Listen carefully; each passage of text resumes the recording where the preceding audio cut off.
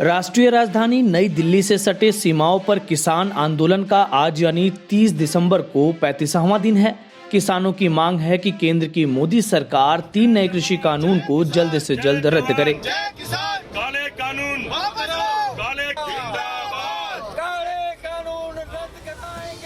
लेकिन सरकार और किसान संगठनों के बीच कई दौरे की बातचीत के बावजूद भी अभी तक कोई हल नहीं निकल पाया है। यही वजह है कि इस भीषण ठंड में खासकर पंजाब और हरियाणा के हजारों की तादाद में किसान दिल्ली के कई बॉर्डर पर धरना प्रदर्शन कर रहे हैं। इस बीच बुधवार को किसान संगठनों और सरकार के बीच फिर बैठक होने वाली है। हालांकि इससे पहले भी 6 दौरे की बैठक हो चुकी है। ऐसे में सवाल उठता है कि आखिर क्या आज होने वाली बैठक में सरकार और किसान संगठनों के बीच सहमति बन पाएगी। आपको बता दें कि आज होने वाली बैठक दोपहर 2 बजे होने वाली है। वहीं 7वें दौर की बैठक से पहले मंगलवार यानी 29 दिसंबर को गृह मंत्री अमित शाह की अगुवाई में मंत्रिमंडल की बैठक हुई। करीब 2 घंटे तक चली इस बैठक के बाद केंद्रीय कृषि मंत्री नरेंद्र सिंह तोमर ने कहा कि बुधवार को किसानों के साथ बातचीत होगी। उम्मीद है सरकार किसान के बीच बातचीत सकारात्मक कदम के साथ आगे बढ़ेगी, ऐसा पूरा विश्वास है। बताते चलें कि संयुक्त किसान मोर्चा ने मंगलवार को केंद्र सरकार से 3 कृषि कानूनों को रद्द करने के साथ कुछ मांगों को लेकर चिट्ठी लिखी थी। इसमें कहा गया है कि 30 दिसंबर को दोपहर 2 बजे वार्ता का निमंत्रण हमें स्वीकार है।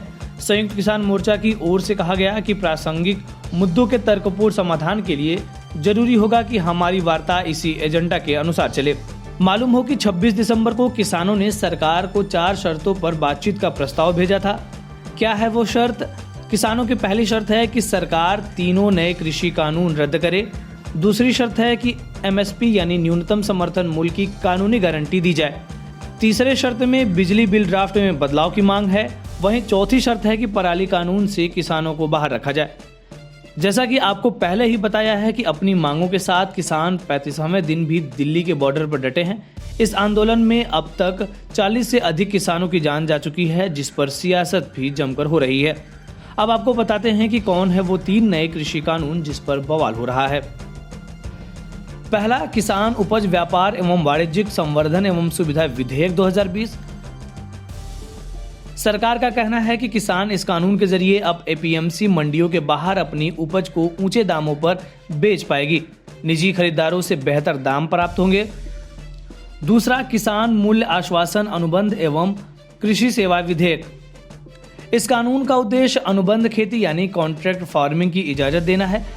आपकी जमीन को एक निश्चित राशि पर एक पूंजीपति या ठेकेदार किराए पर लेगा और अपने हिसाब से फसल का उत्पादन कर बाजार में बेचेगा।